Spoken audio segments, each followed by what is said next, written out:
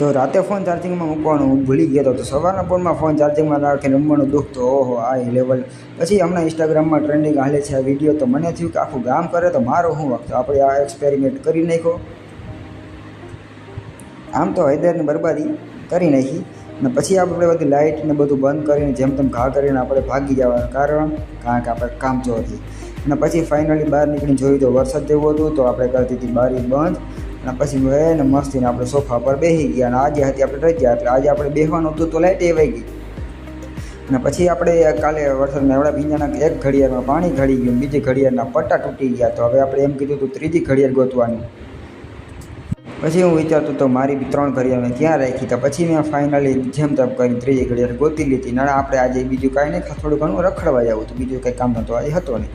અને પછી ફાઇનલી આપણે રેડી થઈ ગયા અને હવે આપણે જઈશું રખડવા માટે. અને થોડું ઘણું કામ હતું એ પતાવીને આપણે આવી ગયા બીજા ઘરે. ને આ ભાઈ થઈ ગયા હતા ખારા. તો હાલો હવે આવજો.